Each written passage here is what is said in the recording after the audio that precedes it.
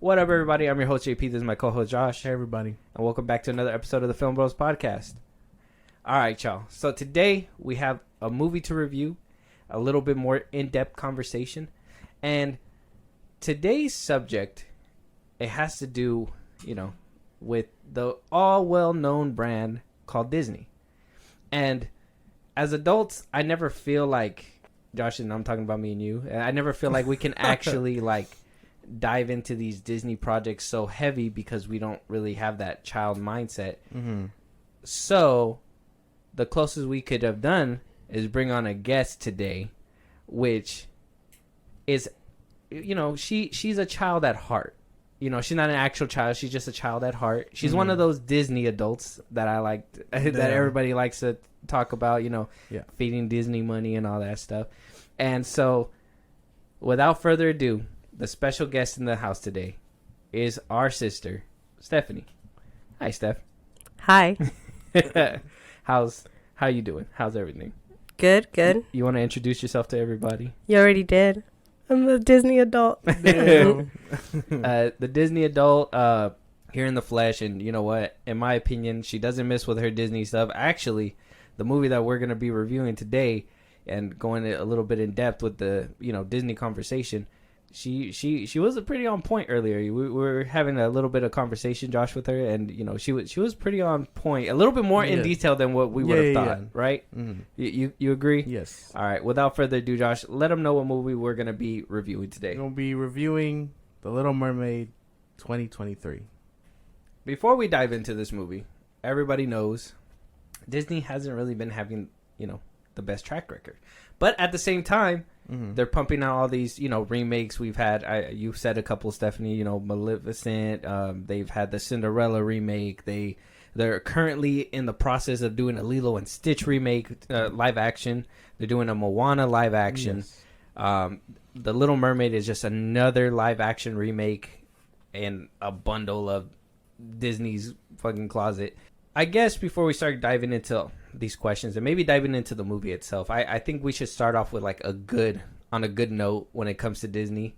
And I would like to ask Stephanie, you first, what is the best OG Disney movie that was made back in the 90s, whatever you grew up with, that they made a remake of? That's a tough one. For me, my favorite Disney movie is The Little Mermaid. Okay.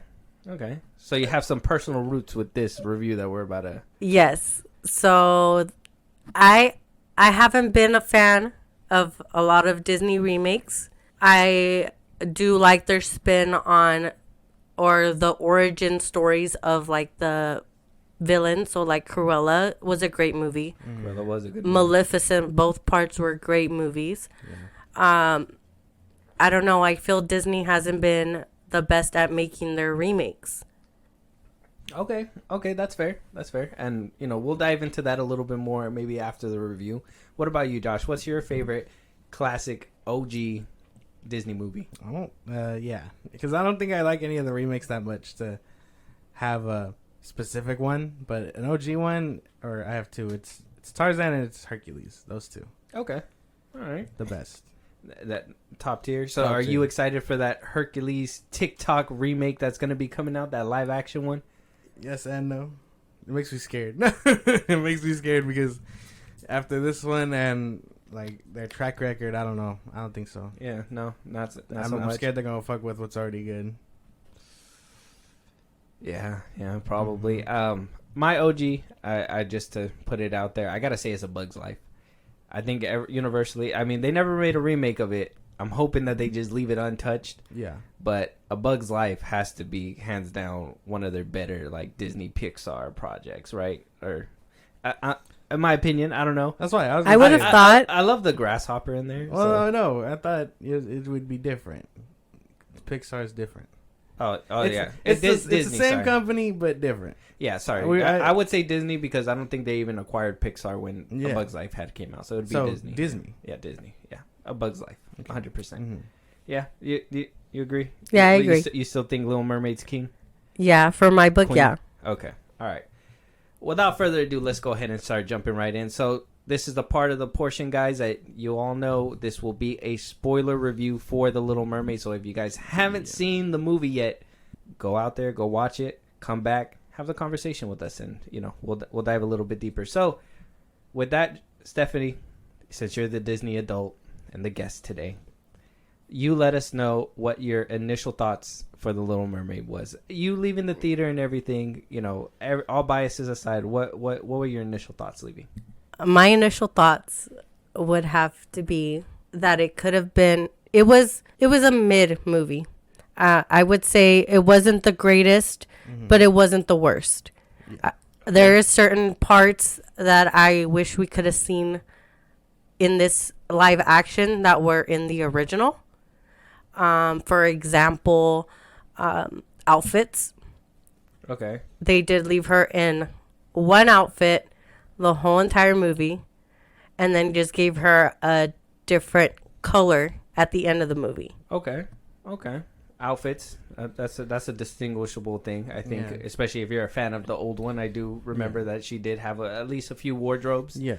In her roster. Costume design. Yeah. Very bland. What about you, Josh? What was your initial thoughts? Yeah, same boat. I thought it was kind of mid. There was nothing really distinguishable about this movie where I was like, oh, this is better than the original, or hell, it's even better than one of their live action ones. I'm just like, it was average. It felt average to me. Those were my basic thoughts. Okay, well, The Little Mermaid coming in with a 7.2 out of 10 on the IMDb. On Rotten Tomatoes, it has a 68% with actually a 95% audience score. So apparently a lot of people are feeling this movie. Yeah. Me personally, I guess my initial thoughts would have to be it didn't do anything. It didn't do anything. I guess you could say it didn't. I think I said this before on a different episode, but a movie needs a reason to be alive, if that makes sense. Like, you cannot just make a movie and be like, I'm gonna make The Little Mermaid today just because, hey, we want to make money. No, you need a reason for that movie to exist. I mean, some people say Toy Story 4 was an unneeded sequel. I'm personally on that boat. It didn't give it a reason to exist. This movie, if I wanted to watch The Little Mermaid, I'd just go watch the cartoon, I think. At the end of the day, watching this one, I was like, man, you know what? I probably have a better time just going back to the OG cartoon. Yeah, can you agree? I agree, sure. And I also think too, the ratings could be due to like a different generation, because anybody that has seen the original Little Mermaid could have the same point of view as to what we are seeing in this live action, because they know this princess has always been a specific princess, and as this new generation, it's kind of like more I don't know how to put this, but like they don't really connect to that old film as well as someone that was born in the 90s, grew up with this specific movie and expecting it to be similar to that movie. I'm not too sure, because my thing is with ratings and stuff is Disney movies are always going to be hitters, I think, amongst the critics. I don't know if it's a generational thing. I know they have a list, and if they're like, oh, this checks every box, that's how we do it. And then, audience score, that's just the unanimous decision that it's good or bad, whatever. Yeah. So I'm not too sure, but yeah, no. I think there is a big difference between, or at least in my opinion, the disconnect between the critics and the audience. I don't know if I agree that it's that good. 95 is crazy. 95 for an audience score is wild. For a movie that, I walked out of and could have probably thought different. But I think Stephanie makes a good point. And you make a good point as well. I think Disney does keep critics in their back pocket a little bit. I feel like critics are a little bit more lenient when it comes to Disney products, and I think that they give them a little bit more. But at the same time, a 68 on the critic score doesn't really show that it's giving it a pass, because I think every single remake has basically been a pull to the critics saying like, oh, this, and a lot of these critics have been around for a while. So maybe this could be a generational thing that Stephanie was saying, where you know, we go in there expecting, you know, everything that basically happened in the original cartoon, where we're sitting in the theater, and I guess the most engagement and interaction that I noticed from the audience was from the children. Yeah, they're, you know, it's a new story. It's, you know, the little girls that were in there, they were very excited to see the mermaids and stuff like that.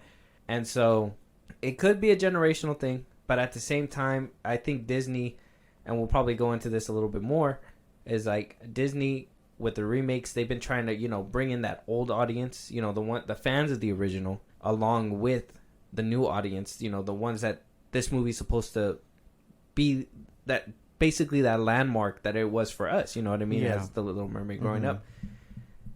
And I don't think that they have been nailing it when it comes to trying to attract older and younger. And I think this movie kind of shows that, you know, there's a big disconnect, right? I agree. Yeah, you see that? You understand what I'm saying? Yeah, I get what you're saying. Yeah. Any rebuttals? Anything to add on that one before we keep moving? No.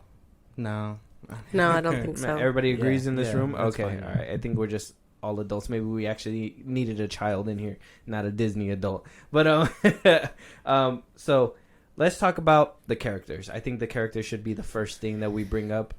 So the actors in this one, we actually got a pretty good cast. We had Haley Bailey as Ariel. We had Jonah Hewer King as Eric. Melissa McCarthy as Ursula. Flounder, I don't know who played Flounder. I'm trying to figure out. Sebastian was David Diggs. He's actually the one that I guess we're hearing he's in the running to play the Thing in Fantastic Four. Oh wow. Aquafina was Scuttle. Flounder was Jacob Tremblay. If you guys don't know who Jacob is, he came out in a few movies. He was a younger kid. Now he looks completely different. He's a lot older. So we had a pretty decent cast. Okay. I don't know, Stephanie. What did you think about the characters in this one? Well, let's start on a good note because Melissa McCarthy killed Ursula. Yeah. Okay. See, there you go. I can agree with that. I think she did great. She embodied Ursula. She did a good job. She watched the original. She did, and she did use some of her quotes and her lines and try to really bring her out. Mm-hmm. Yeah. Yeah. That okay. You started with a positive. Now let's go to the negative. I need to hear the negative. I they could have gave my boy Flounder and Sebastian a little bit more color, more life. Yeah, that's it. Mm-hmm. Yeah. But what about you? What did you think about the characters? I liked Elizabeth McCarthy. I know we've been on record dragging her before as an actress, but she really did her thing in this for some reason. I don't know what it was. She was one of my favorite parts. Mm-hmm. As far as the fish and all that go, like Sebastian and Flounder, it's off-putting. It's really weird seeing voices come out of real life talking animals. That was the most weird thing for me. And then it's alive. Yeah, it was the most disturbing thing. And then as far as what's her name, Halle Bailey goes as Ariel, I think she did fine. Nothing too spectacular. And then as for everyone else, it was kind of like either side character. Oh, and Eric, I wasn't really vibing with him for some reason. I don't know what it was. It was just his he should have been hotter. He should have been more attractive. I honestly, I can agree with that. You know what? That puts it in the words. I gotta say it too. No homo, but I think he should have been a little bit finer.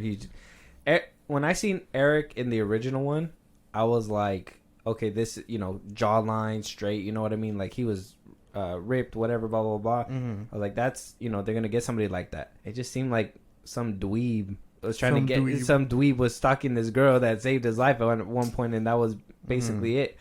The characters for me, I think you guys are right.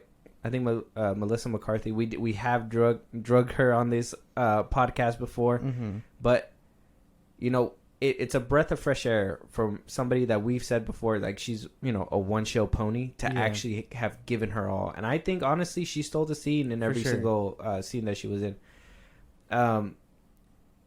We'll talk about the visuals later, but I guess David Diggs as Sebastian, I honestly thought he did a good job. I think he was a highlight throughout the movie. You know, I thought he was pretty funny. Yeah, he was funny. I think the kid that played Flounder, the way they look aside, I think the kid that played Flounder actually did a good job as Flounder. Aquafina as Scuttle, big mistake. I don't even understand why they should have just kicked it with the dude like how they did in the original.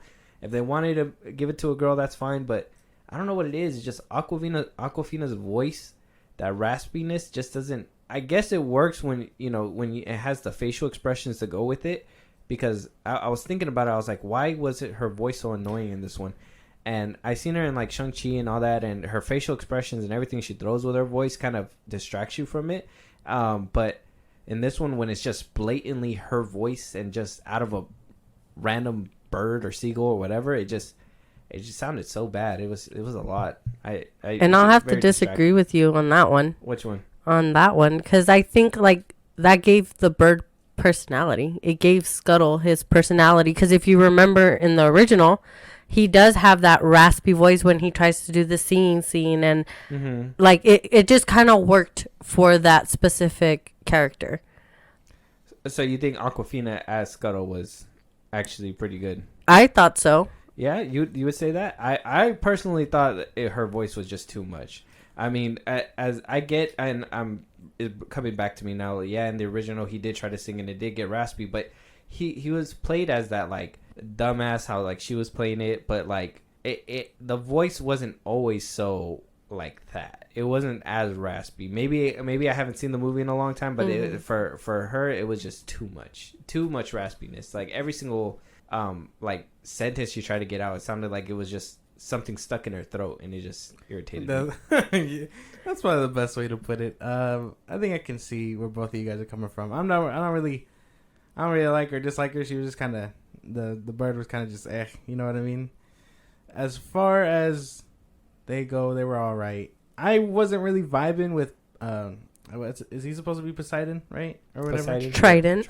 King Trident. Yes, King Trident. I wasn't really King of the Seas. It gets me confused sometimes, but I wasn't really vibing with him. For some reason, I feel like he was putting like no effort into his acting at all. Yeah, he kind of reminded me of you remember? Well, I think it was the same actor, the dude that plays in Pirates of the Caribbean, Salazar, Blackbeard. Mm-hmm. I think it's the same actor. And with this one, it just every single scene that he was in, we'll probably get into it later, so I'm not gonna jump the gun, but every scene that he was in, it just seemed flat. It just seemed so dumb. Like he didn't have that same passion in the original, because I remember the original. He was actually like worried about his daughter and everything. He wasn't angry like that. He wasn't just angry at the world. He was actually caring for Ariel. A concerned father. There you go. Yes. And this one, he was a concerned father, but he was just. It didn't seem like he was so concerned. He felt very static. Yeah. There was no. That's why he wasn't like. There was no emotion. It felt like he was just like, oh, we need you to be this mean guy. Go ahead and do that for us. And then he just played that one note the whole movie. Every scene he was in, I was just like, I couldn't get past him, because I was just like, he's putting like no effort in to even interact with these people correctly. Yeah, I see that. You saw that? I agree. If he was in the movie or not, I don't think we'd really miss him. Yeah. See, we would, because he was in the original, but yes, but in the sense of like personality, I don't think so. Yeah, they could have done without him. And can I also mention that Ariel's hair should have been red? Okay, that's part of the character. Yeah. Ariel's hair could have been red. Now it's gonna sound bad, and it's not because I rock with Ariel. I just don't think Haley Bailey produced an Ariel for me. Like, if what do you call it? If you, and this has nothing to do with skin color or anything like that. I'm judging her based on her character and the way that her performance and everything. And to be honest, I didn't get a good performance out of her. And for somebody who lost her voice throughout the whole movie and has to really show by emoting and emotions and stuff like that by emoting, she didn't really do that either. It just seemed like she was just there. I don't know if she had the acting chops to pull this kind of movie off. I haven't seen her in a lot. I think the only other movie that I've seen that she was going to be in was in the trailer before the movie started playing, and I honestly, she didn't produce a good Ariel for me. I don't know. I would have to agree. I think Ariel has more personality than what was put out by her. I wish she could have embodied her more. Because even with her singing parts, it was kind of more like she was having a conversation versus actually trying to hit the notes. And she just would make like a confused face or just kind of, it just didn't work with what she was putting out. Yeah. Yeah, I can agree with that too. I don't know what it was, because I think they probably just chose her because she can sing. I thought most of her singing was all right, but I think that's mostly why they picked her. Because yeah, she wasn't emoting right either in scenes where she was supposed to be like confused or whatever. Like that whole sequence where she's on land or whatever, and they added that new song for her in her fucking head. Her face was like, it felt blank. Like half the time the camera was on it, you're just like, we're just like, we know feels this type of way in her head. Why can't she emote that properly? Express it outside. Yes. Yeah. Because in the original, I remember Ariel, she couldn't speak, but she was emoting. Her facial expressions basically said what she was feeling. If she felt defeated, she'd make that defeated face or whatever, and it would just. But this one, she just didn't do that. And like I said, for a movie that is relying on you to not speak, actions, movement of your hands, facial expressions, that really helps convey the emotion to the audience. And she was just so stiff. She didn't have any of that at all. It was really weird. Did you notice that? Did you feel like she was kind of emotionless? Yes, I could agree with that. I wish she would have done a little bit more facial expressions when she was happy, when she was sad, upset. Yeah, they like I said, everything aside, her acting was just not there, and I just think singing wise, yeah. But there was times where I was watching her sing or her sing in the movie or whatever, and I was just like, I was looking at her and I was like, it looks like she's just lip syncing this shit. It's just so it. You know how like they try. Some people actually sing on set and actually try to make it a as realistic as possible. Yeah, it seemed like she was lip syncing all of it, and I was just like, man, like for a movie that is first of all a musical, all right, you got to really sell this shit. Yes, she wasn't really, in my opinion, wasn't really selling. I know we'll probably talk about the music in a little bit, but yeah, I guess character wise, we can agree it was a mixed bag. In this one, it wasn't really solid thing. Some people stole the show, which it should have been Ariel's show, and she didn't. I don't think there was one scene where I can remember where I was like, oh yeah, I can't wait for Ariel to come back after that, because everything. I was more worried about when is the crab gonna make a next joke, so I could be happy. I was more worried about Ursula. I think I was like, man, put her more on screen because she was really acting the shit out of this movie. But other than that, I think. I don't think I was excited to really see too much out of this movie besides what I was anticipating, and that's it. Yeah, everybody agrees. Yeah, it's fair. I agree. Yeah, it's a fair way to put it, honestly. Because I'm not trying to be mean. But let's go ahead and talk about CGI. All right, let's talk about CGI. Let's talk about, and I guess with this one we can kind of put in there as well, translation, right, from cartoon to live action. You said before, Josh, the voices coming out of the crab and the fish just didn't hit for you. I want to say I agree, but at the same time, I just think it was just the design. I think it was the design of this one, because I remember when they put out The Lion King, and I know some people were like, oh yeah, why didn't you guys put more facial expressions, or because in the original Lion King there was more. And the same thing with the Little Mermaid. The fish had more human eyes and stuff like that to be able to show emotion. Yeah. And them having actual CGI fish and crab and everything, they couldn't really convey emotion. So that was an issue with this one, at least, because, I mean, it showed, at least with the crab, you can show a little bit of emotion with the crab, but I think with Flounder, you didn't. I think with Scuttle, you kind of did, but facial expressions you couldn't, because obviously it was a bird. I don't know what. And then I guess the underwater scenes, and I'm gonna bring it back to Trident. I don't know why, but I hate that new thing that they're doing where they just put people in bald caps and CGI their hair. It's so fucking distracting, and it's even more distracting when like you can tell it's real hair when they come out of the water, and then you can tell it's fake hair when they're inside the water. And I think at least with the water scenes, this movie holds up along with Aquaman.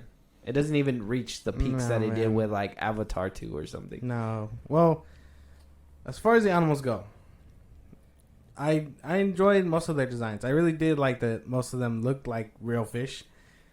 Like that, I'm telling you, maybe like I started dying laughing seeing them dancing under the sea. It was the funniest shit. I would like them translating that was funny, but like it's just off-putting because you got these human like things like voices coming out of fish that don't really. It's just off-putting. I can't describe it. It's kind of like if you were to like, I guess it's like the equivalent of the Uncanny Valley, where you're just like, oh, this dude looks human, but he doesn't really. He's not. Something is off-putting about that person. You know what I mean? That's how I feel about these animals. I'm just like, man, very disturbing stuff. And then I will say I think Aquaman had better water scenes than this.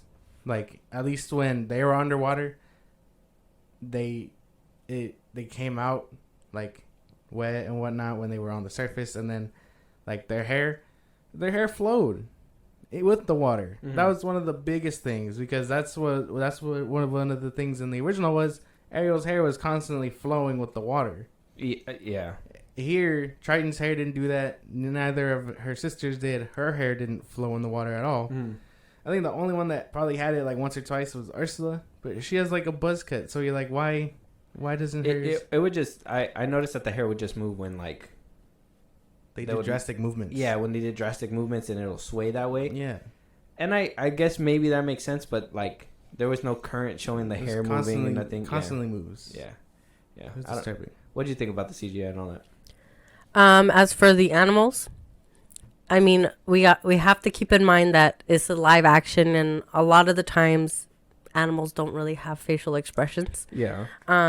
So I didn't really pay too much attention to those because I figured, they're crabs, they're fish. They don't make faces like a human does. Okay. It is a little weird how you said no.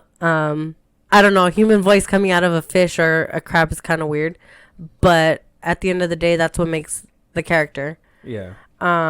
It is weird how the way that, I don't know, it just looked, I'm not good with CGI and stuff like that, but it looked very low budget. Yeah. Yeah. And I get what you're saying. Yeah. And to me, for being a company that has been putting out movies and taking them out like they're candy, you would think that they would take the time to kind of like perfect these things to give you a good movie. Yes. Yeah, because even there was some scenes too when like Ariel was swimming when she was getting attacked and shit. That shit looks super fucking fake, bro. Like that shit looks so bad. The tail in some scenes when they were out of the water, her tail looked nice. I think it looked really shiny. I think they did amazing detail with it. But when it was in the water, it just looked so bland and generic, and it was irritating me. I don't know if you guys are ever gonna watch this movie again, but I'm assuming the behind the scenes was fucking terror because I don't know if you saw how Trident was like moving his arms when he was swimming. Yeah. But he was just like the whole time. He was just like this the whole time, and I was just like, do mermaids need to do that? Because not even in the original did they do that. They were just kind of like standing there. You know, they'd move and talk like regular, but it must have been a pain in the ass and behind the scenes. But talking about like the water and everything, you're right. A company that has all this money, okay, even bought out a studio that produced one of the better water films. I'm gonna preach it right now. Avatar 2, the water scenes were amazing. A studio like that has the kind of technology like that could have been used in this movie, make it look super real. Yeah. It just sucks that we didn't get that. And we got literally Aquaman level water scenes. And I think as good as Aquaman is, it just doesn't do what other movies within the water does, the scenes in this one just didn't hit right at all. And then the ending scene with Melissa McCarthy, Ursula, I did not like the way they gave her extra gills on her face, and just the scene of when she becomes the queen of the ocean. Yes. It was just dark. There was you couldn't distinguish what was what. Yes. And that's kind of one of the biggest scenes in the whole movie. And then they had Eric being the damsel in distress instead of him being the one to take down Ursula. Yep. You summed up my next point exactly. We're gonna get to the plot and everything because I feel like that's gonna dig into the plot. So hold on, we'll tear into it now. Then, but we should move forward Ursula. to. I'd say Ursula. I'm surprised you even saw the gills because I couldn't even see shit throughout that whole scene. I saw it. I noticed them. I had You my- noticed them? I seen the lines, but I just didn't know that they were gills. I thought they was just like face paint or something. Yeah. It was super dark. And that you're right. That was like the money shot. That was like the ending. And I was expecting that because I think I didn't remember the movie, but I was sitting there and I was like, okay, the wedding and everything. I was like, oh, this is over. And I was thinking, I was sitting there. I was like, oh no, that big scene where she turns into a monster is supposed to come up. Yeah. And I think that's what got me super hyped. And then when I seen, oh my god, I just felt like it was a domino effect. And I'm gonna speed through it. You seen the scene where Ariel was being held by the eels. Yes. That shit looked dog shit. I hated that scene. Like, seeing her being held, like, the CGI. And then for them to move over and then grab the dad. And then the way he dies and slowly falls in. I was like, that looks horrific as well. And then for them to just do the icing, the fucking cherry on top. Where Ursula comes out and you don't see shit. A la bad guy fucking I just took me completely out of the damn movie. I was like, what the fuck was that? Yeah, that whole ending sequence was just terribly done. Like, you want to talk about a DC movie being dark? Show a motherfucker this, because it was so bad. You couldn't really see. Yeah, you couldn't see anything that was going on. And I'm sure that's like, oh, a real life storm would make it dark, but no, like. It's a movie. You're supposed to, I think you could be able to add some lighting to this shit so people can see what they're looking at. It made me feel like I was watching Stranger Things again. I was about to take my flashlight out and be like, what are we looking at? Are we in the in-between? Like, yeah. It's good you brought that up because that was going to be my next point. Like as much as she killed it, they did her a disservice by turning her into this big dark beast that you can't even see. Yeah. The honestly, her big scene, I kind of felt like they made that scene where, you know, she was singing that Poor Unfortunate Souls. Like, they were trying to sell it like she was going to, you know, have something to deliver later on. Mm-hmm. And they undercut that 100%. Like, they built that up like something big was supposed to happen. And then, yeah, the whole ending just... Though it was a monumental moment, a monumental moment, it just...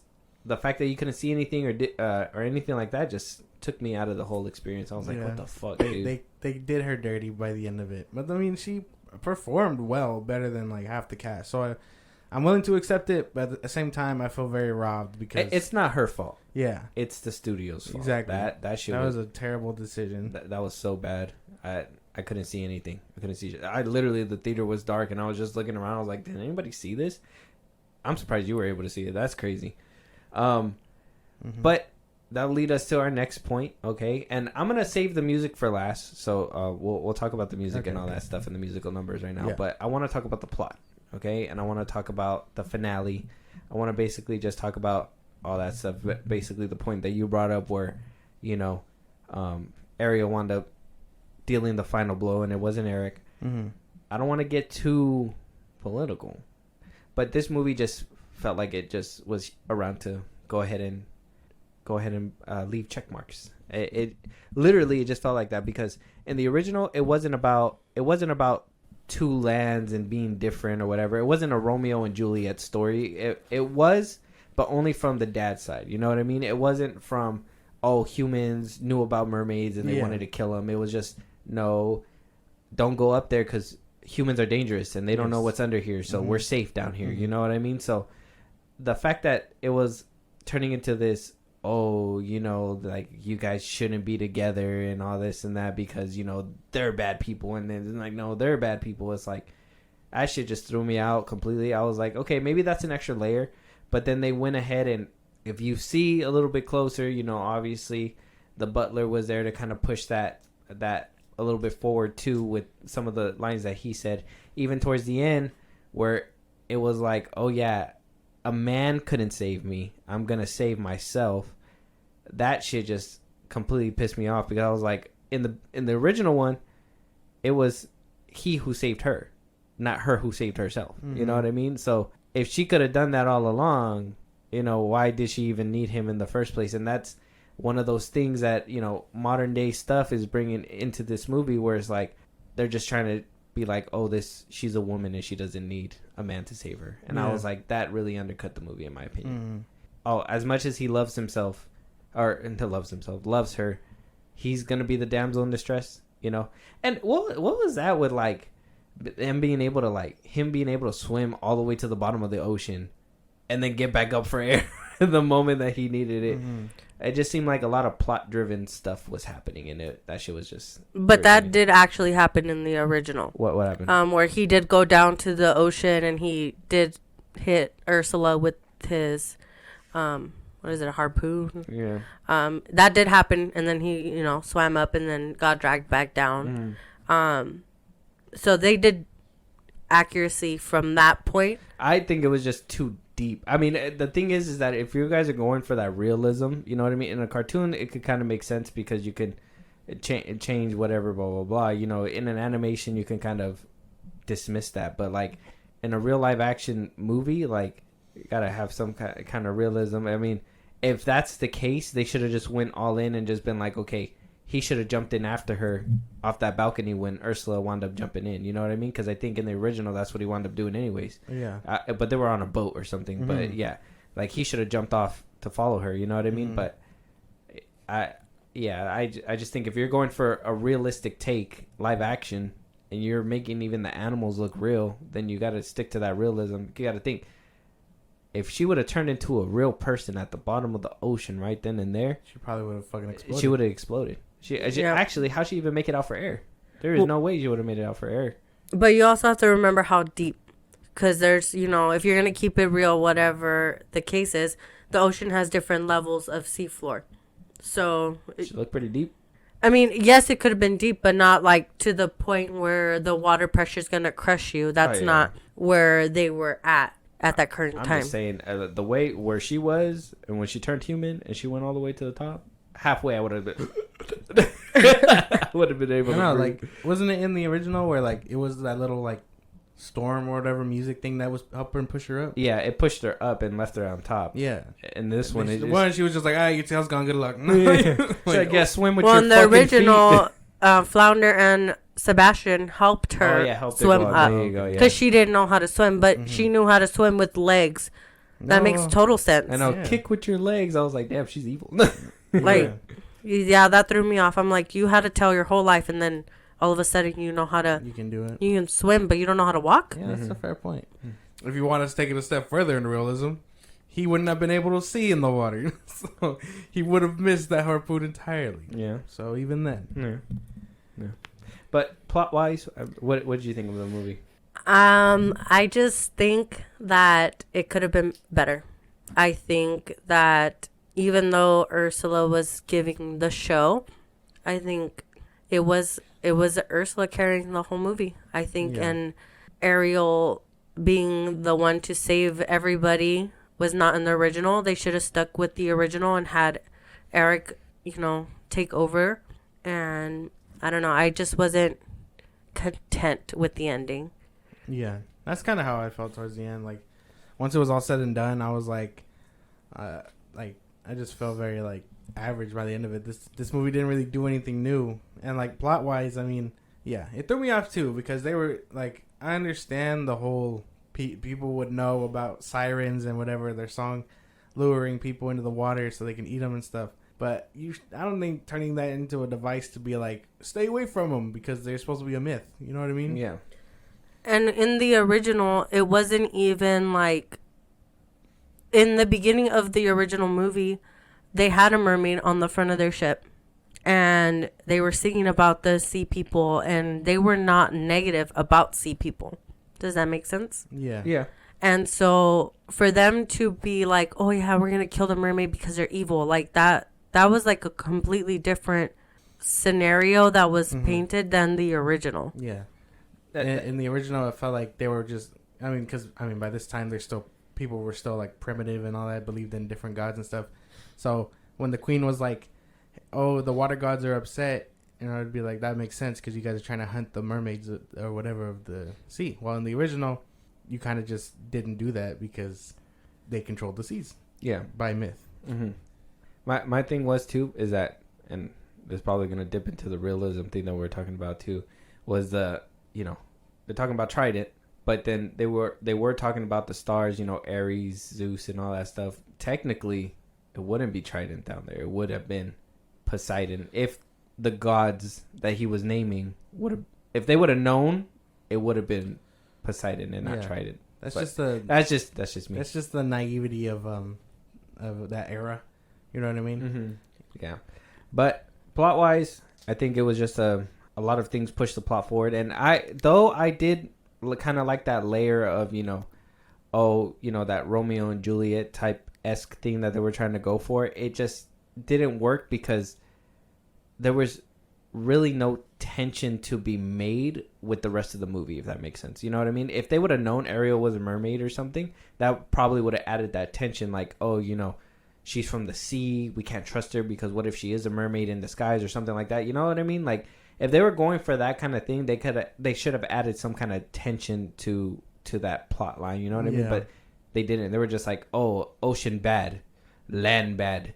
Don't go over there. I think the only tension that they put with the ocean was that his wife had died because of somebody, but they didn't even go into detail like how she died. Was it a stray harpoon? Like, did it ricochet off a couple boats? Did it, hit the water and she was just, it's over? You know what I mean? Yeah, I think they should have, if they were going to bring that up, like, oh, they killed your mother, they should have gave us a little scene in the beginning. Because obviously we know that there was another movie. Mm-hmm.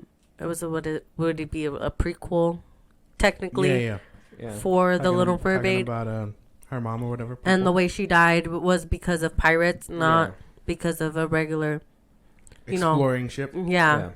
So I think giving that backstory probably would have painted a different picture in this movie, but since that wasn't given and it was just kind of like how you said, oh, they're evil because they killed your mother. Well, who killed your mother? Yeah. Like, because even at the end too, I was like, oh, like they're all in harmony. They were, they were leaving, and everybody, all the mermaids came out and stuff like that. Ugly ass scene.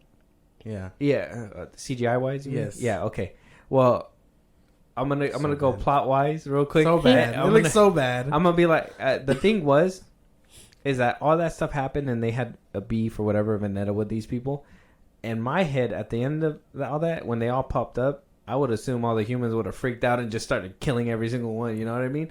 But they didn't. They never even showed a resolution. Like, oh, mer people aren't so bad, or you know what I mean? They didn't show any resolution. Like, literally, an evil witch octopus just crashed your fucking house, took another mermaid.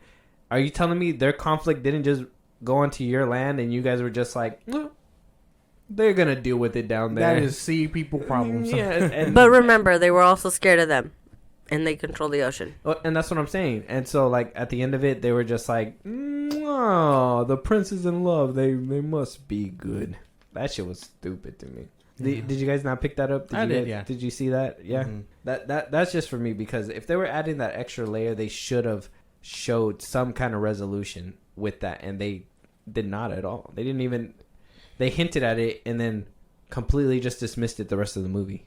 So I was kind of like, okay, are you guys just adding that layer as a check mark? And then sure enough, it was, because no resolution at the end of it even occurred. Yeah. Weird. Very weird stuff, this movie, man. Yeah. Different things, but anything else to add to anything we discussed right here? That's just the plot, right? Yeah. So far. Yeah. I know you were saying that something had got you mad or something. Oh man, I'm trying to rethink. He's trying to forget. You said the ugly ass scene. Well, yeah, that scene, that ending scene where they're supposed to be all in harmony. It looks so bad, dude. Like, I know that's a CGI thing, but there was a lot of scenes that suffered from that. Probably because, I mean, you needed the water or whatever. And don't take this out of context, because I know the water's fake, mermaids aren't real, whatever. But if you're going for that realism, it should look like real water. You know what I mean? Real, like, it's hard to pinpoint it. But yeah, they should have. A lot of it looked just bad. Yeah, and I agree. I think they should have had them in like a thing of water, because I did kind of see like the background on how they made the movie, and It's just blue screen everywhere. yeah, and I think they should have just did what they did in the Titanic and throw them in a pool of water and like let them float there. You know, they can add their mermaid tails or whatever they got to do, but at the end of the day, like It just seemed like they were trying to say they just CGI'd everything. Like instead of going practical with some stuff, like when they were all sitting on the rocks, they could have had practical fins. yeah. They could have did prosthetics on them to make them look real. You know what I mean? And a lot of the mermaid tails that I've seen like people like purchase like on, you know, Facebook or whatever you find out, they look real. Yeah. And you know, how hard would it be to get them done? Movie magic could have made this look real easily, but the problem is that if you got to stretch CGI throughout the whole movie, how well is it gonna fit? And it kind of it's funny because I seen this movie recently. You guys remember the 13th Year? You guys remember that one? Yeah, on Disney? No. The one with the mermaid kid. Yes. and Oh all yeah, that yeah, stuff? okay, yeah. That has better mermaid tails and mermaid scenes than what I seen in this movie. And that movie came out back in 98 or 99 or something. Well, and that's what I was gonna say too. Even I don't know if you remember that movie Splash with Tom Hanks. Yeah. That one had better mermaid tails, and that one was like from a long, long time ago. And even like the water scenes were great. Yeah. Yeah, that's what I'm saying. I just think this one had to have suffered too much CGI. I think that they were so worried about, this blending in so well with this that they were just like, it'll be easier to just CGI everything. Yeah. I remember me and you laughing in that one scene where she was on the rock and she just kind of like... Oh yeah, she was like crawling alongside it. Yeah, like a crab. I was just like, why'd they do that shit, bro? She didn't even like move her hands to kind of like grab on other rocks. She just like slithered to the top of the rock, and then it's like, why? Yeah, and that's where I was saying like that looked super fake. And then the next scene, you see the splash and she's singing and straight up or whatever. I'm like, they just played a scene that they just did a second ago, and they expect you to think that was real. Like that was just for me. Like they try to, and like I said, same thing with the water. It's like, bro, when she's underwater, the hair moves a certain way or whatever. But then when she comes out and whips her hair out, all the hair it just went up in the air, and I was just like, God, I don't know. But let's move on to the last category of this review. Yeah, and that's the musical numbers. What'd you guys think of the music? Was it toe tapping? Did it hit you like that? Were you vibing? Some songs I was. Okay. I didn't really like Part of Your World. I didn't like her. She did have good like high notes, but I just think the way she was acting it out, it just didn't connect well to the music. yeah. The notes were a little bit different than the original. I wish she would try to have kept it close to the original as best. The Under the Sea was good until she started singing, because in the original she didn't sing. I know that threw me off too. That little tail end of her singing "Under the Sea," I was like, it was so good a second ago. Yeah, Oh, I'm when like, she's you talking should have left about- it to Sebastian. Yeah, when she's. When Okay. I thought when you he was guys- like "Under the Sea." And Yeah, she was no. like, "Under the Sea." Okay, yeah. I thought you were talking about the part that they added in Part of Your World, where she was like talking about her father or whatever. And let me just say before you keep going, like that scene didn't make any sense, because why would she be singing with him when she's opposed to what the things that he's saying?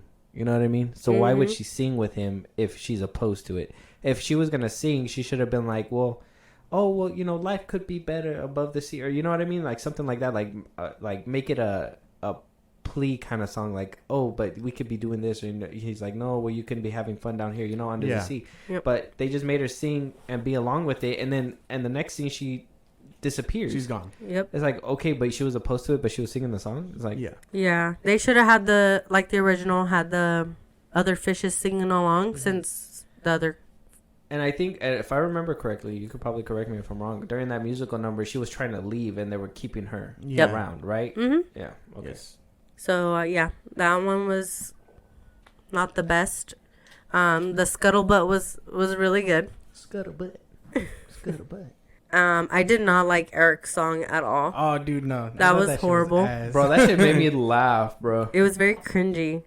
Why'd they do that to that man? Yeah, no. What'd you think about the musical numbers? That song was so bad. That was the only one that's like stuck in my head. That one The was... rest of them were fine. Like I wasn't like all the ones that we've heard before. I'm just like these are redoings of those ones. And then I think the best one again was just Melissa McCarthy's. Poor that unfortunate one. soul. Yeah, she acted it out well, and she also And she, like, sang it pretty good yeah. too. Yeah, She did really good. That's probably like my favorite song. All the other ones were kind of. yeah. That was the problem. Like same thing. The opening one, the Part of Your World, like it seemed like she was lip syncing it. It didn't seem like she was putting that emotion in it, like it was supposed to be done.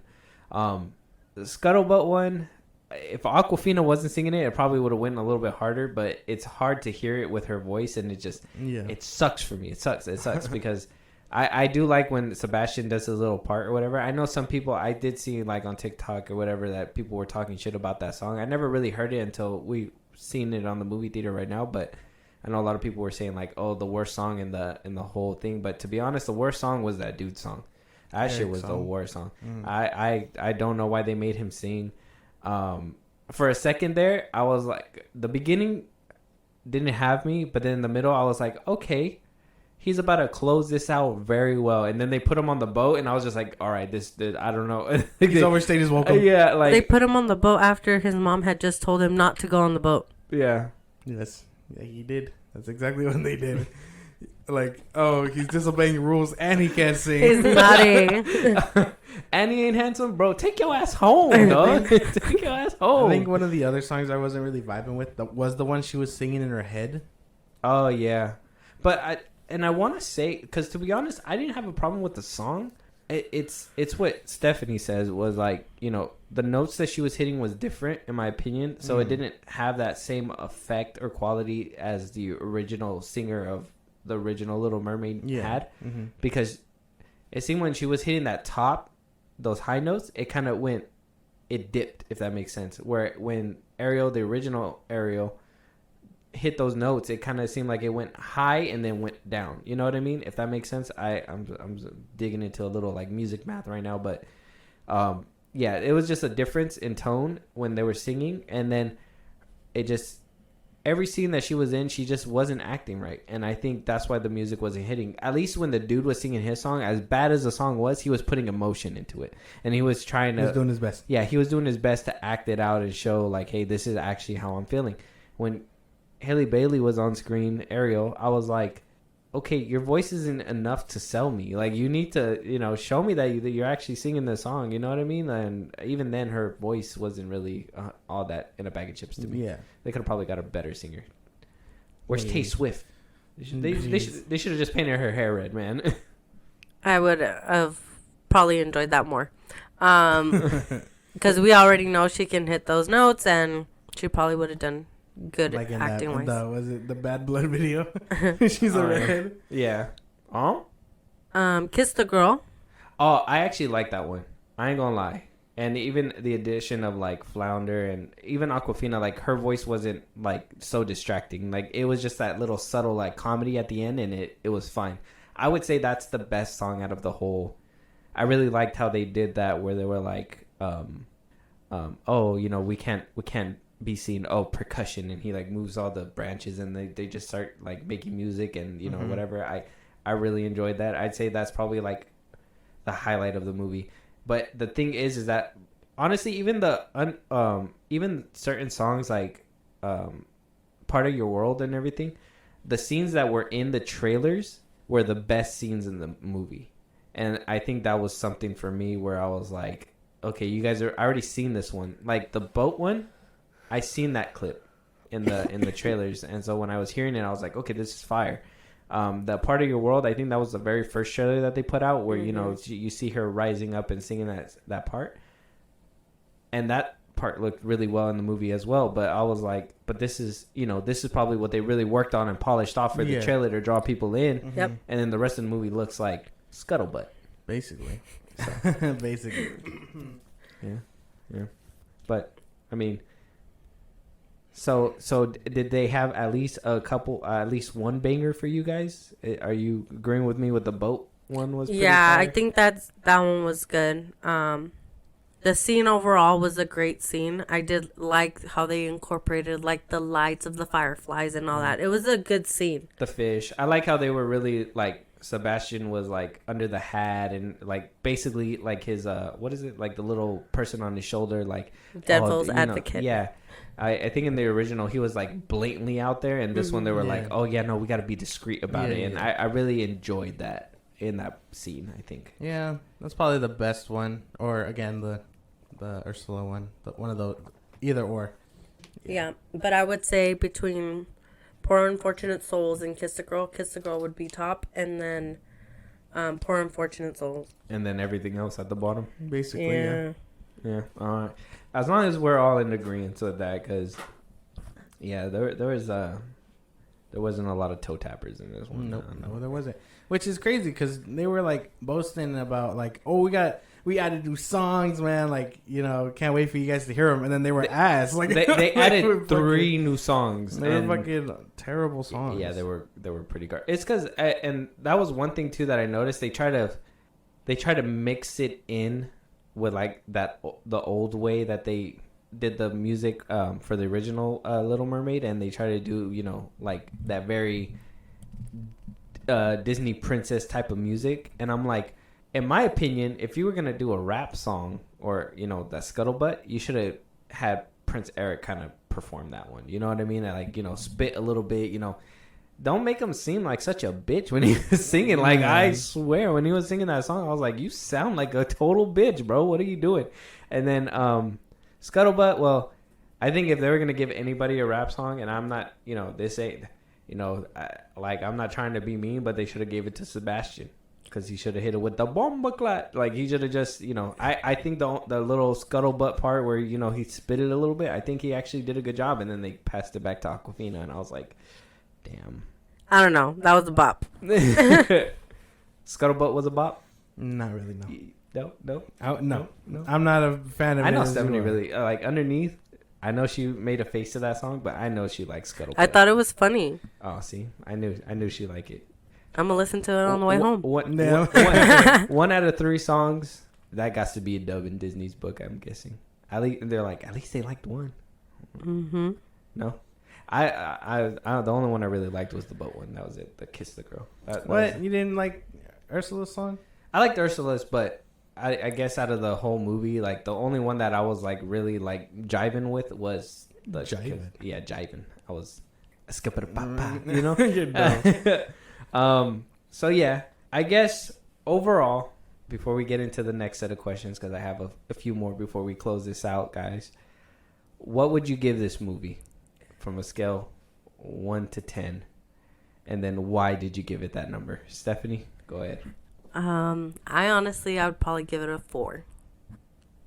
Okay. I just, and this is just a personal thing for me, I feel as Ariel being my favorite princess, and, you know, I really like the Little Mermaid. Mm-hmm. I feel Disney always misses with her products. Like, with Ariel? Yeah, like I'll go into a store, for example, like a Disney store.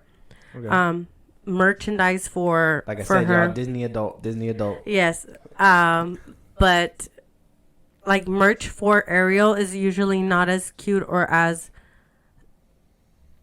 like eye appealing as Minnie Mouse or another movie. Mm-hmm. They usually like will slap a scene from the movie on like a backpack and call it good. It's like they don't take time to give her spot as being an iconic, memorable princess. Yeah. Okay. And in my opinion, they really did miss it with this live action, because it could have been more in their opportunity to really give her spot. Okay. I can see what you mean, and I can agree. Mm-hmm. What about you? What's your number for this one, and why'd you give it that number? Another thing in it, good, or what I considered good, doesn't outweigh all the bad. that being said, it's not the worst movie I've seen, but it isn't the best. It's just an average movie. Like I don't see myself seeing this again. Not in a while. I'd give it probably 5, 4.5, around there. 5 if I feel like I'm being generous, but like it's just like very dead smack dead in the middle average for me. There's nothing. It just everything it does or it tries to do isn't better than the original, and what it does do better, it's not enough to bump it up. So this movie's a fucking 2. This movie is just, in my opinion, it's a bad movie. The acting is fucking garbage. And though Ursula does shine, it's not enough. They don't put her enough in order for me to, really pick this movie up more. The plot, though they try to add an extra layer, it really didn't pan out to anything. So it was just the same old plot, but stretched out to be even longer for whatever reason. I don't understand. The music, you already know I don't like musicals. I'm not a big musical person, but I did like The Little Mermaid, and I do like the songs that were in the original Little Mermaid, so I really wanted to give this one a chance. I know a lot of people were, and you see it online, I don't like Ariel because no red hair or, black or whatever, blah, blah, blah. That's not why I was able to just go in there and be like, all right, I'm going to judge this movie on its own merits, on what they did, and they didn't do anything. They didn't do anything with it, and I don't know if I'm trying to think whether or not it's because I've seen the original and liked that one, and with this one, it just couldn't live up to that. And so, but if I can be fair and no comparing or anything, this movie was a 2. It was just not good. It wasn't a good movie. I don't think it was. It didn't do anything at all. It didn't justify being alive. that's fair. Yeah. Yeah. So with that, and I know that we kind of compared it already a little bit, and I was trying to avoid that, and I wanted to judge this movie on its own merits. We've said that before. Remakes, all that stuff. We try to judge it on its own merits. We try, but when it's something this bad, it doesn't work out.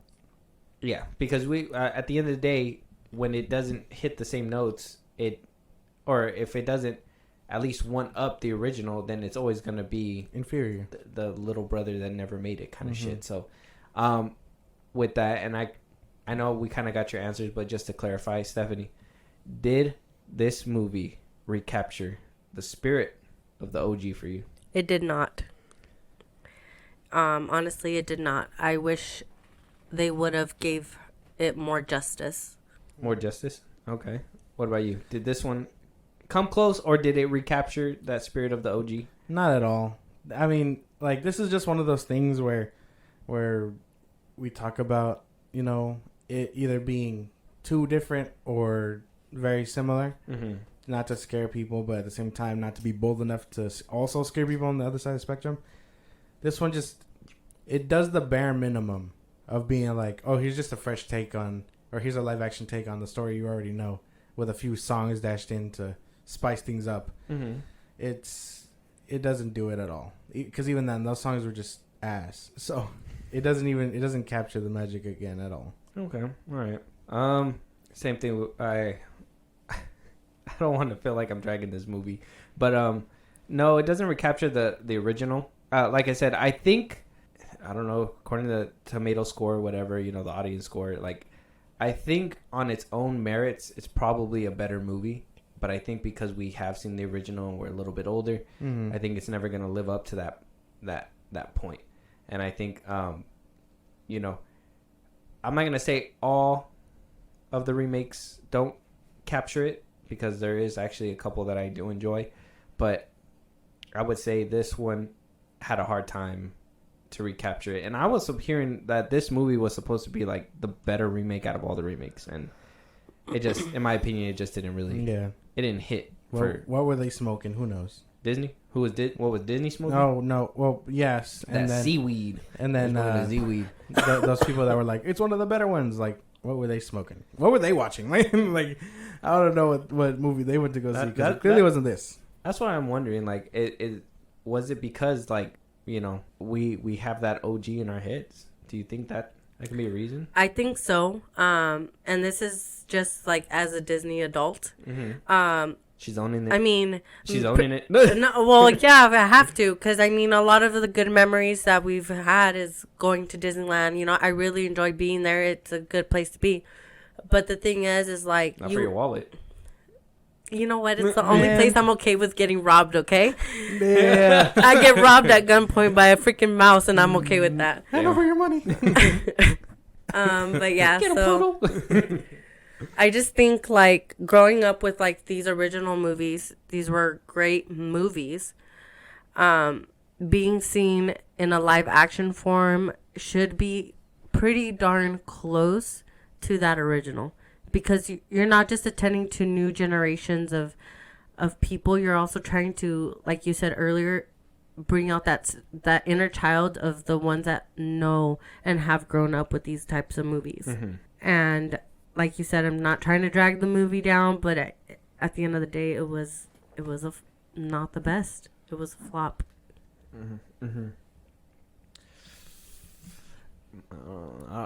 We'll have to see the box office to figure out if it's a flop or not. I mean, I heard that it took number one so far, but with Spider-Verse out already, I'm sure it'll... Yeah, I'm sure it's gonna get knocked out coming up right here. So now that we kind of, we've been on this train, okay, of, like I said, Disney remakes. We've seen a whole bunch come out.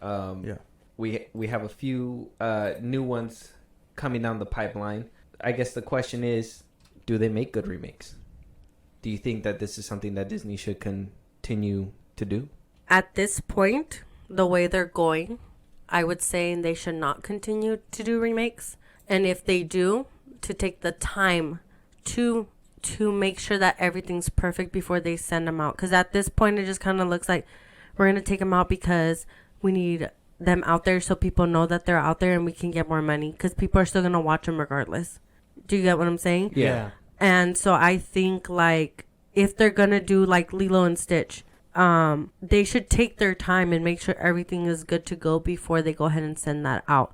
Because they have not had the best reputation with their remakes. Yeah, I just pulled up the list right now. And, I mean, they have a remake of Dumbo, Aladdin. I forgot that one existed. I forgot that one existed, too. The Beauty and the Beast remake, Mulan, Lion King, both Alice in Wonderlands, both Maleficents. Pinocchio recently came out. A New Lady and the Tramp. Peter Pan and Wendy recently got released. I mean, Josh, what do you think about remakes? What do you think about the Disney remakes? I know they'll still make them. Like, from a logical standpoint, they'll still make them because they see the box office and they're like, oh, this is clearly something people want. So they're going to keep doing it. But on a personal level, they should stop. Yeah, unless personally, Disney, I need you to fucking chill, bro. Yeah, like, they need to stop. They aren't... I understand wanting to retell the same story for new audiences and, like, spice it up and whatnot, but at that point, just take the concept and do something else with it. You know what I mean? Don't tell me the story I already know, because then I'm gonna go in there expecting what I know, and then, they changed it up, they made a few more songs or whatever to this movie that I know they didn't have in the other one. You're just like, oh, that's cool, and then, whatever. But yeah, no, they shouldn't exist if that's all they're gonna do. Release a new soundtrack if that's the case. You don't have to make a whole goddamn movie for this bitch. Like, doesn't make much sense. But I do like the spin-offs, like the little, like how I said, the origins of, like, the villains. That's cool. Like Maleficent. Maleficent did right. I didn't see Cruella. Cruella's really good. I think it's good. They gave her personality. They gave us the reason why she ends up being mean and where she pretty much is going with her future. Okay. And it gives you more tells, of course, like that there's going to be an addition movie to that. But that's not what we're getting with, like, a lot of the remakes, because they're just remakes of the original. Yeah. And sometimes the originals are just better. There you go. I think the issue is with every single one, they're just not going balls to the wall and changing things. Exactly. Playing it too safe. Yeah. I think that's the issue. I think that they would prefer, like I said, they're trying to bring in both generations, but they're not understanding that you can't please one without angering the other. But I think if you can make a completely new product out of pieces that people loved before, but also dress it up for something new, I think that's where you'll find that balance. But I think some movies, kind of like Alice in Wonderland, that one was a remake or a live action remake, right? And people loved the first one because it was a different take, but it was kind of similar, and people liked it. The second one wasn't so great because it was an original story, and people were like, well, Alice didn't do this or whatever, you know what I mean? Or whatever happened with that one. I honestly 100% don't know, but I know that one wasn't as well received. Same thing with Maleficent. You said you liked that one too. They did something completely different. Origin story, right? People love the first one, but the second one people didn't really vibe with because it was an original story.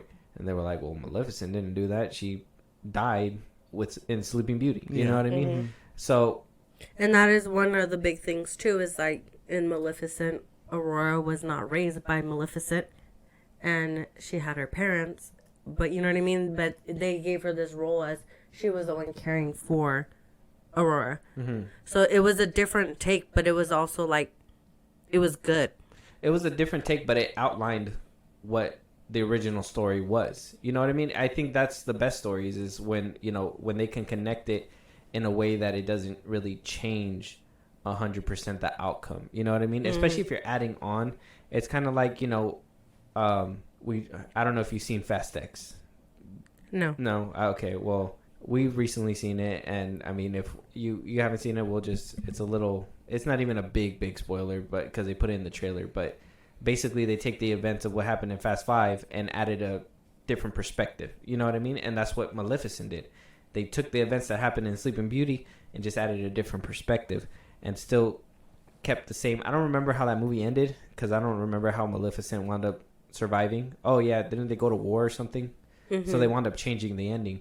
But I didn't mind it because the story led up to that. It kept that same frame, but then changed it for the better, in my opinion. Yeah. But that's the problem. Not a lot of people like that big change. Yeah. Did you enjoy Maleficent? Did you see that one? Yeah, I saw it. I thought it was pretty good. I kind of liked the whole take of like taking the villain and then being like, oh, it's not that she was just evil. There's a reason why she's evil, and then it turns out, she was misunderstood. Yes, she wasn't evil. Yeah, that's one of my things I enjoyed, and I didn't see the second one, so I have no comment on it. But I liked it for the concept it was, which is just taking the villain, giving it a new spin, and being like, this is why she is. Let me ask you a question. Did you watch the original Sleeping Beauty? Yeah, from what I can remember from it, yeah, way back when. So, but would you be able to, like, when you watch Maleficent, did you go in there fresh? Like, you don't even remember Sleeping Beauty that well to the point where you can compare. Yeah, basically. So you went in there with a fresh mind, so you probably have a limited kind of perspective with it. But you said you liked it, right? Yes. Why did you like it? Maleficent? Yeah, well, because you watching Sleeping Beauty, like, why was that one so good for you? The reason why was because Sleeping Beauty on its own was not. It was a movie based on Aurora. It's a princess movie.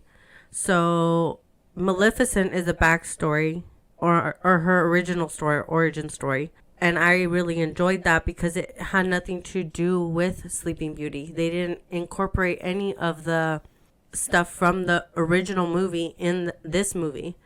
Yeah. Because if I was going to go in and be like, well, Maleficent didn't have wings, because in the original she didn't have wings. Yeah. She had a cloak, and she was a human. You know what I mean? Yeah, well, they took her wings away.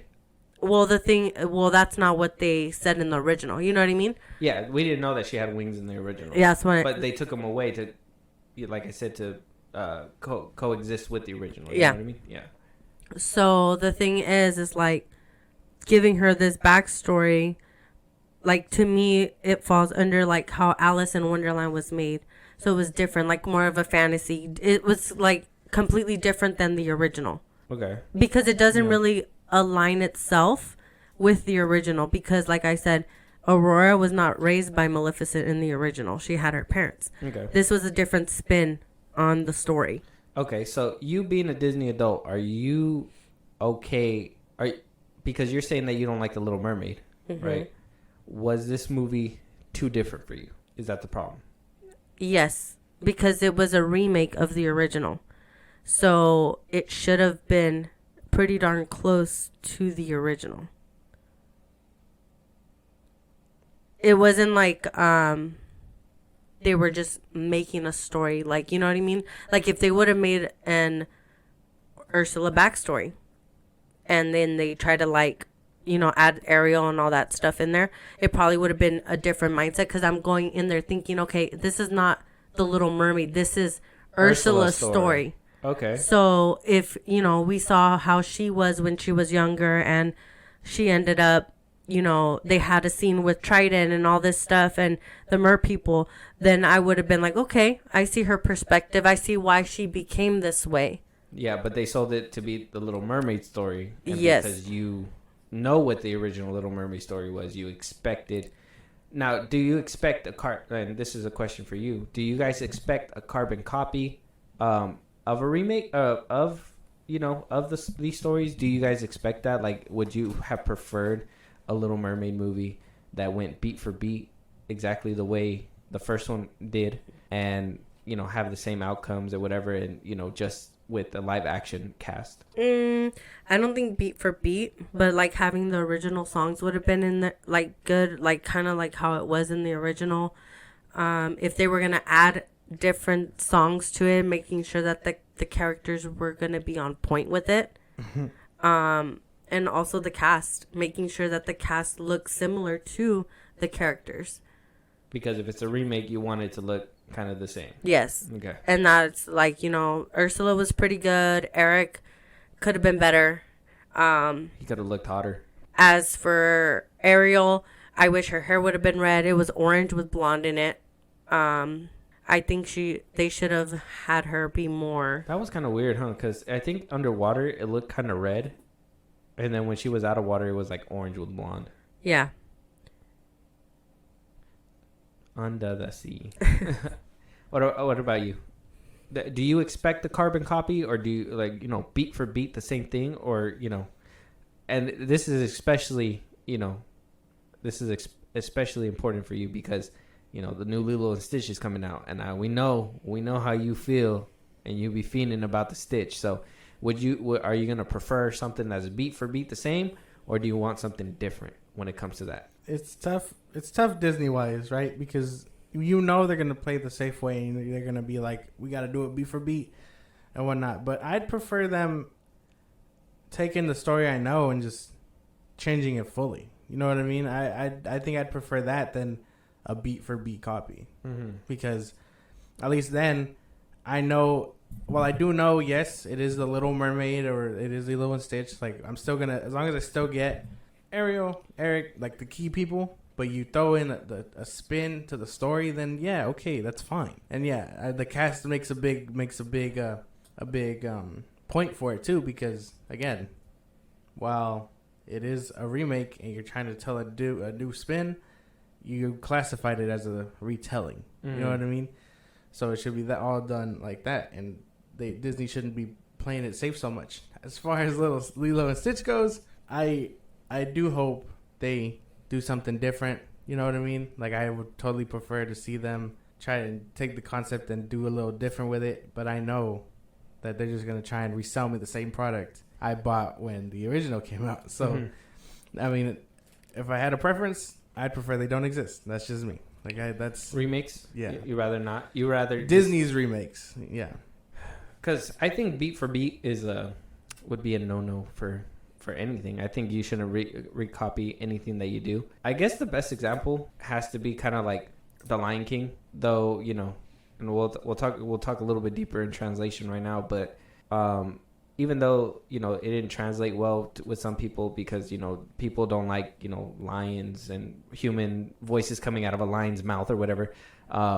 They took that same story, did it basically beat for beat, but then added some new scenes that added an extra layer to the end result.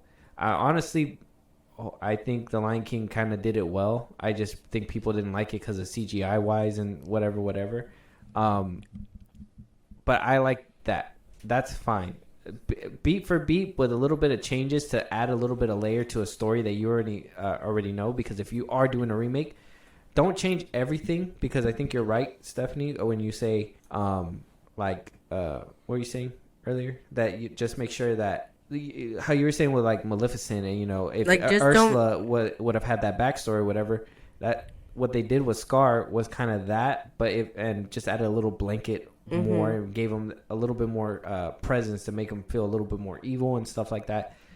Like, do stuff like that, put a little bit more in depth, because I think that was something that the old cartoons didn't have, was like in depth about the villain. Nowadays we explore a lot of villain stuff, origin stories. You get a lot of anti-hero stuff.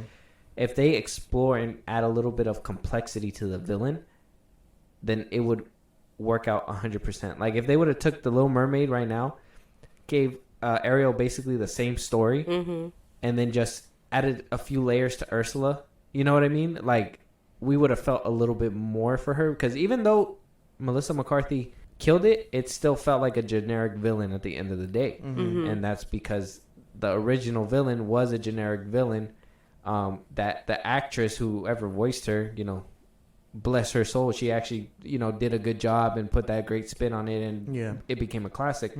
But if you add that extra layer, which I think they tried to do with this one, when they were like, oh, Trident was the one that banished me, because I don't think they went into detail with the Little Mermaid. If they would have followed through with that storyline and would have added that layer to Ursula, I think this movie would have been better. Well, yes, they did in the original talk about that she was banished to exile. Yes. But they didn't say that they were brother and sister. Yeah, in the second part. Oh, really? Yeah. Oh, damn. I don't even remember the second part like that. So, so pretty much, and actually Ursula has another sister. So. Oh, so they'd all be related then. Their know. family drama's fucking up the 7 seas. Yeah, man. What the hell's going on here? Putting a blow in Eric's life. What the fuck? But yeah. So let's talk about translation. Okay, we spoke about this a little bit. We touched up on it. Obviously, some people like the design, some people don't. And a lot of people like to say the CGI doesn't really look as good when some things are put out there in live action and whatever. Do you feel like Disney has been doing a good job translating, at least visually? I'd say visually. Don't not the story, not everything else about the remake. Let's say visually speaking, where is Disney doing a good job when it comes to these remakes? Are they translating it well visually? I would say it's a 50-50.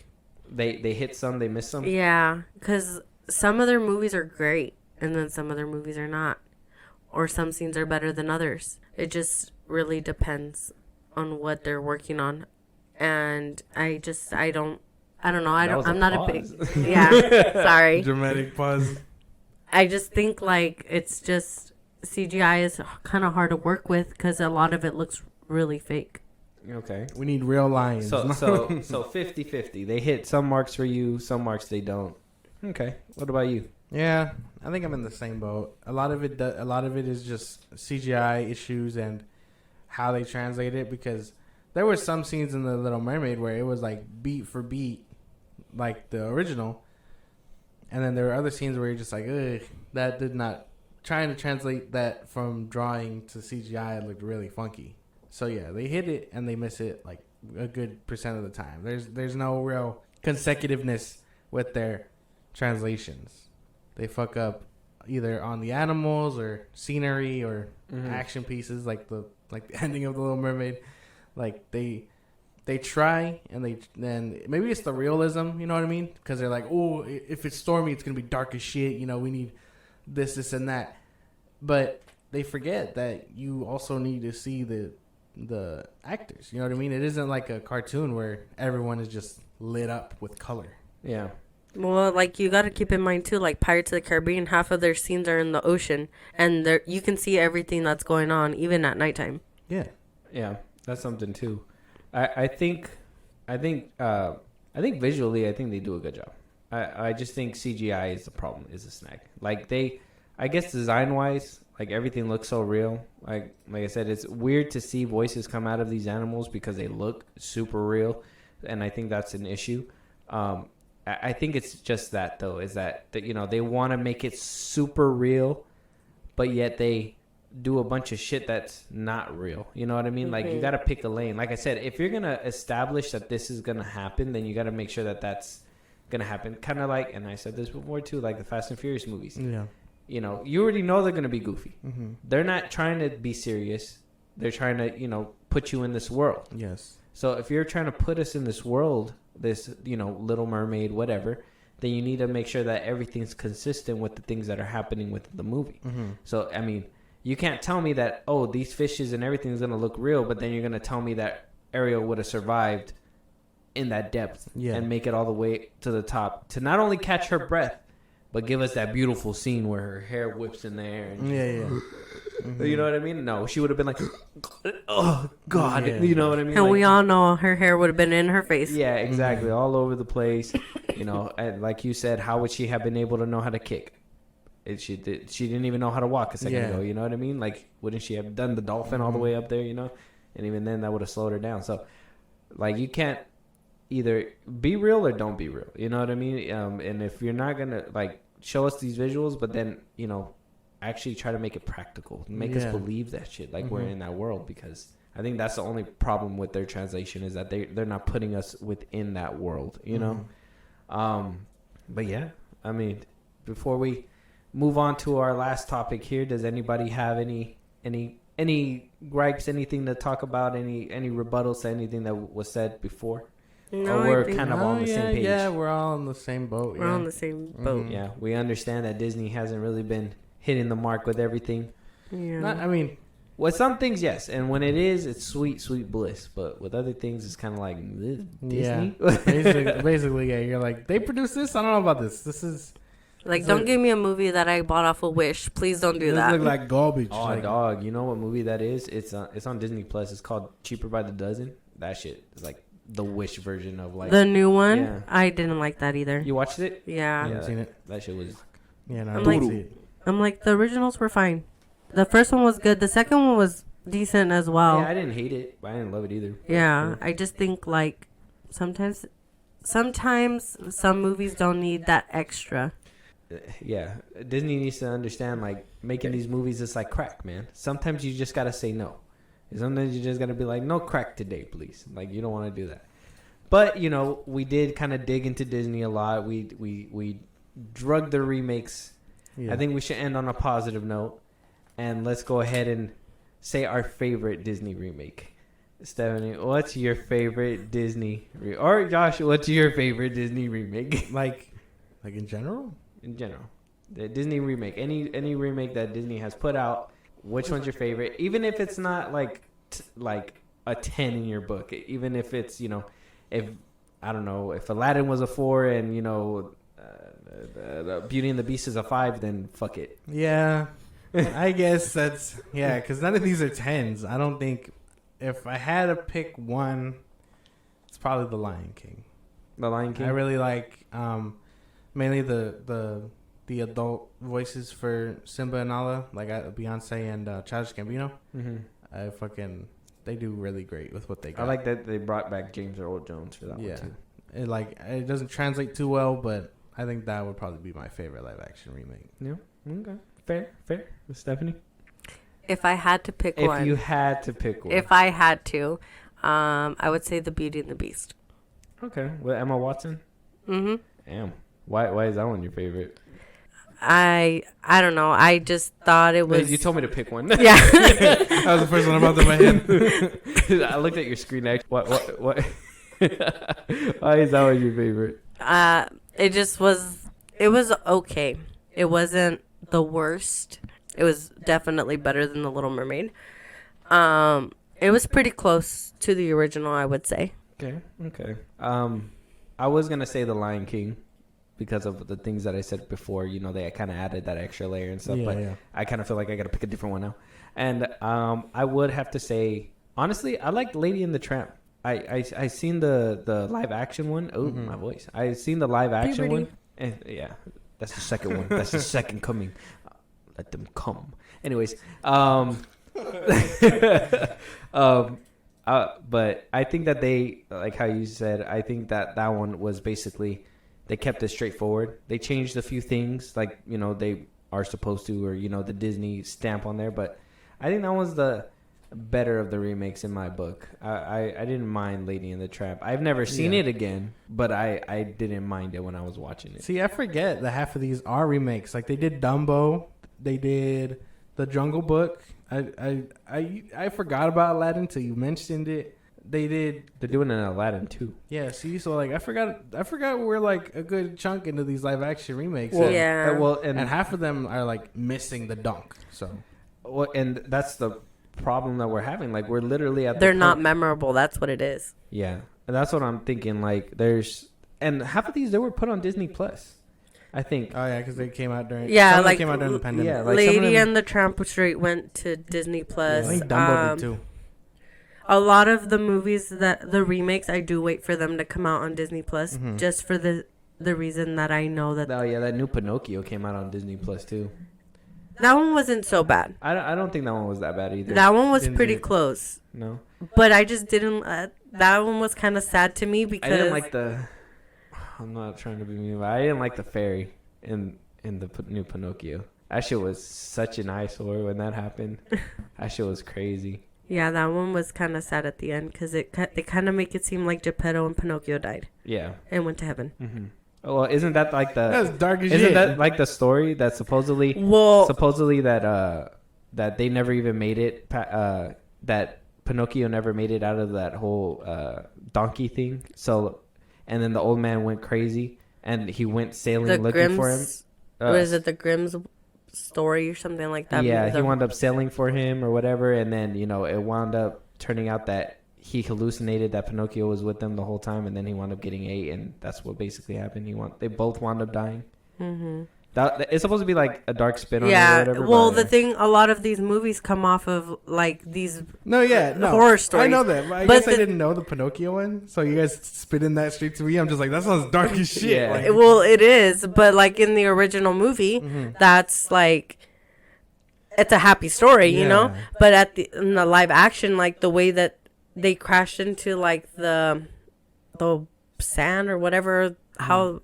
As they were walking, like, Geppetto's like, okay, we're going to go home, Pinocchio. And he turns into a real boy. Like, they look like they're walking into heaven. Like, like they died. Damn. They didn't make it. Yeah. It's crazy. That's some shit. Yeah. But there is a lot of live actions out there. And some of them missed the mark royally. And some of them hit that mark. With that, I think that's everything we got. I mean... Live action stuff's going to be coming out some more. We're going to see that Moana. We're going to see that new Lilo and Stitch. They've already gotten to the point where we're already hitting that stop. I wonder what they're going to do next. Like, are we going to get like a live action Toy Story movie? Are we going to, you know what I mean? Oh, please no. Like, it just seems like we're heading in that direction. And I would beg Disney to stop if anybody listens to this, please stop. But with that, Stephanie, you are a guest. Any final thoughts? Anything you have to say? No. You know, it would be customary for the guests to thank the hosts for bringing them on. Meh. Damn. I'm just kidding. Thank you for having me. We can do it again. Oh, okay. Cool. Yeah, I appreciate that. But with that, guys, if there's anything that we should have said on this in this review, anything that we should have been talking about, something that we didn't bring up, something that you guys think we should have said, but we did not, any movies you guys want us to review, Josh, let them know where they can let us know. Twitter, TikTok, Instagram at FilmBros Podcast. You can let us know there about any movies or news you want us to cover. We post when new episodes are up, so go follow us there. If you want to listen to us on the go, Spotify, Apple Podcasts, or anywhere you get your podcasts. We are on a couple more sites, so check us out there. If you want to hear me back on the show, let us know. Let us know on the socials that I just mentioned. If you want to support us, the Buzzsprout links are also in our bios on the same socials I just mentioned at FilmBros Podcast. And when it's all said and done, subscribe to our YouTube at FilmBros Podcast. Yeah, and nobody wants her back on, but we'll talk to you guys on the next one. Talk to you guys later.